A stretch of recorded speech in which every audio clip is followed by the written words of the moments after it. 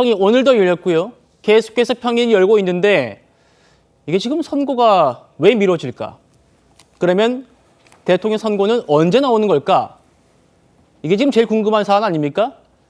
민주당 일각에서는 다음 주 초 정도에는 나올 거다 이렇게 전망을 합니다. 한번 들어보시죠.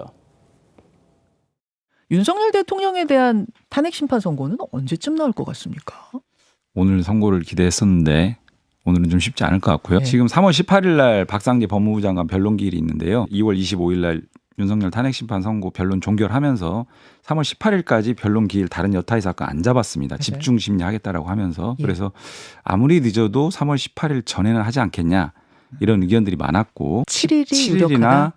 뭐 아무리 늦으면 18일 오전 뭐 이런 정도 기대하고 있습니다. 예. 같은 날 그렇게 할 수도 있어요? 쉽지는 않을 텐데 지금 18일 날 변론 기일이 오후 2시거든요. 예. 그래서 뭐 마지노선이랄까요? 17일 아니면 18일 오전까지도 본다. 네. 17일 아니면 18일 오전. 자, 성춘 부장님. 예. 17일이면 다음 주 월요일입니다. 다음 주 월요일. 통상적으로 선고 이틀, 3일 전쯤에는 이제 공지를 한다라는 점을 감안하면 다음 주 월요일에 나오려면 오늘 정도에는 월요일 선고합니다라는 공지가 와야 되거든요.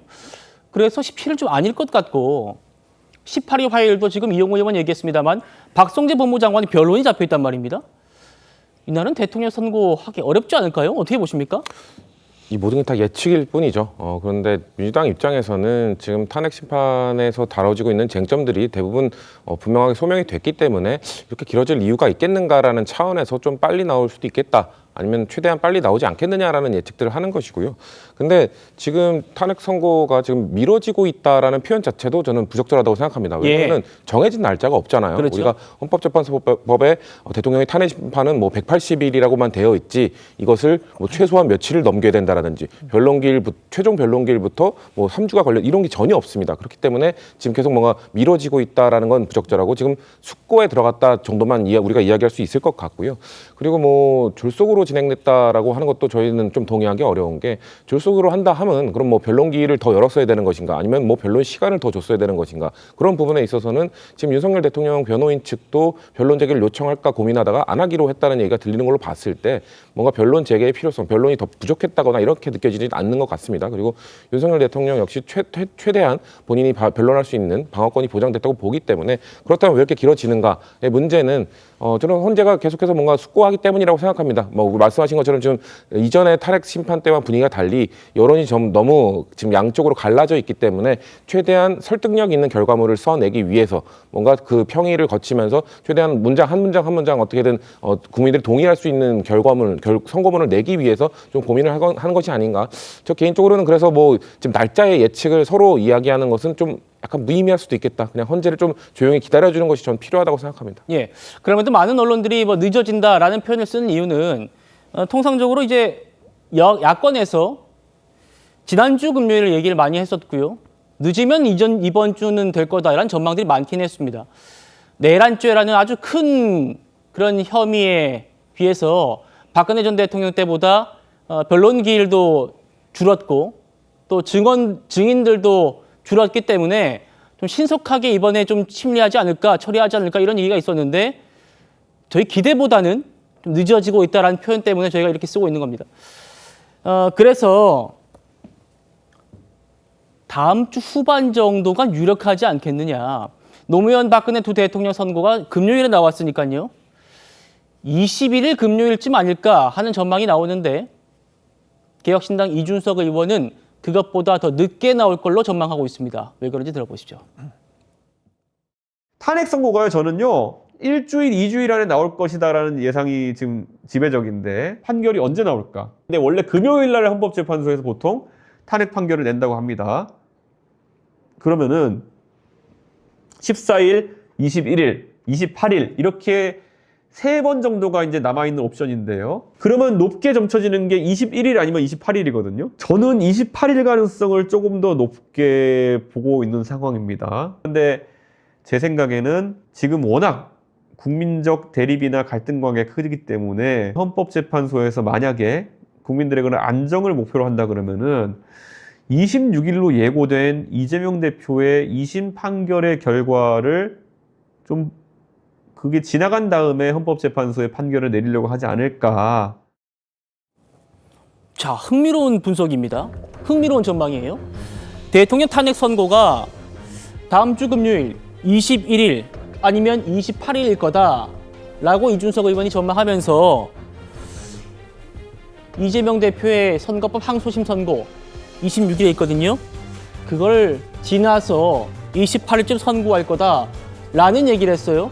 차 교수님. 네. 그 이유를 이제 사회적인 그런 통합, 네. 사회적인 분열을 고심해서 헌재가 이재명 대표 선고 다음에 할 거다. 동의하십니까? 저는 동의하지 않습니다. 동의 못하세요? 이준석 의원의 말 그대로 저는 뇌피셜이 아닐까 하는 생각이 뇌피셜이다. 드는데요. 첫 번째 전제가 틀렸어요. 왜냐하면 두 번의 그 대통령 탄핵 심판 선고가 금요일날 나왔다고 해서 이것이 마치 건가 옥조인 것처럼 금요일로 이야기하는 부분이 저는 말이 안 된다는 생각이 들어요. 예. 그거는 뭐 그동안 사례가 상당히 뭐 한 20개가 만약에 있었는데 그중에 한 18개가 금요일이었다고 한다면 그럴 수 있어요. 그런데 사례가 2개밖에 없잖아요.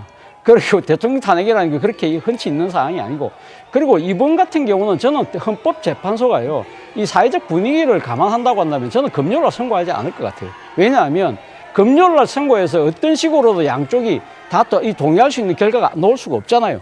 아니 뭐 파면이든 아니면 기각이든 이 둘 중에 하나인데, 어쨌든 반대하는 쪽에서는 토요일 일요일을 동원해서 총 걸기를 할 거 아닙니까? 그러면 차라리 주중에 선고하는 것이 그 다음날 평일이기 때문에 오히려 그런 이 광장의 열기를 떨어뜨릴 수 있다. 그런 생각을 한다고 한다면 굳이 금요를 할 이유가 없다는 것이고. 예. 자, 두 번째, 26일 날 이재명 대표의 탄핵, 그 선거법 2심 선고를 지금 이준석 대표는 나름대로요, 이 1심의 형량이 유지되는, 소위 말해서 이 그러니까 참정권이 박탈되는 형을 그렇죠. 예상을 하고 지금 이야기를 하는 거예요. 근데 우리가 그건 알 수가 없는 거예요. 만약에 이재명 대표 2심 선고가 만약에 그 이 피선거권 박탈령 이하로 떨어질 경우에 이재명 대표가 정치적으로 기사회생하는 상황이 되고, 그리고 이건 뭐 제가 나름대로 추측입니다만, 이 지금 28일 날 막 대통령 탄핵 인용되는 경우가 되면 이 사태는 걷잡을 수 있을까요?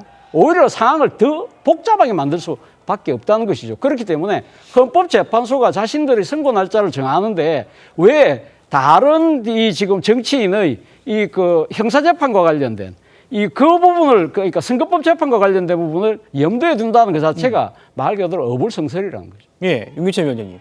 만약에 이재명 대표 입장에서요, 자신의 선거법 항소심 결과가 탄핵 선고보다 일찍 나온다.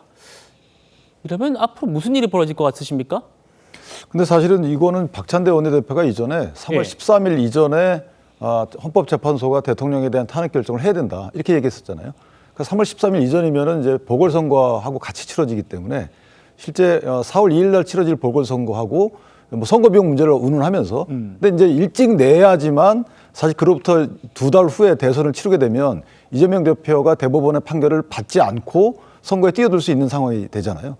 그렇기 때문에 저 부분은 저는 개인적으로 이준석 대표가, 전 대표가 사실 대통령의 탄핵 인용을 전제로 해서 얘기한 것 같고, 이미 이제 판결이 끝났는데 그 발표 시점만 저렇게 조율하고 있다, 뭐 이런 취지의 전제를 하고 하는 얘기라서 앞뒤가 안 맞다는 생각이 들고요. 또 하나는 사실 지금 만약에 이전과 달리 4월 18일 이전에는 사실 기한이 뭐 제한적인 게 없어요. 이전에 노무현 전 대통령 시절에는 기각이 5였잖아요. 뒤에 알려진 거 보니까 기각이 5고 인용이 3이고 각하가 하나였어요. 근데 그냥 해버렸거든요. 그때는 쟁점이 그렇게 많지 않고 법률적 판단만 있었기 때문에. 예. 그러나 박근혜 전 대통령의 경우에는 그때는 이제 이정미 주심 재판관이 3월 13일 날 퇴임이기 때문에 3월 10일이라는 데드라인이 있었기 때문에 그때 이제 했던 것이고, 근데 윤석열 대통령의 경우에는 4월 18일이 데드라인이기 때문에 그 이전에는 만약에 본인들 의견이 정해졌다면, 또는 뭐 재판관 9분 전체가 나는 변동의 여지가 없고, 또는 판결에 바로 돌입해도 될 정도의 뭔가 수기 절차 끝났다, 이런 거라면 자고우변할 게 없죠. 그냥 하면 되는 거죠. 그런데 지금 그렇지 않은 상태 같습니다. 그렇다면 그렇지 않다. 그렇죠. 그러니까 결론이 난 상태에서 시점만을 조율하고 있다라는 저는 관점은 아직은 안 맞지 않겠는가라는 생각이 들고, 예. 그만큼 경론 중이다. 하나 더 말씀을 드리면 탄핵 사유 5가지 중에 사실은 이제 비상계엄 요건을 충족했는지 여부가 있고, 그다음 포고령이 헌법에 위반되는지 여부, 중앙선관위에 군이 들어간 것이 이게 과연 중대한 위법인지 여부 이 세 가지에 대해서는 특별히 재판관들끼리 격론이 없을 것 같아요.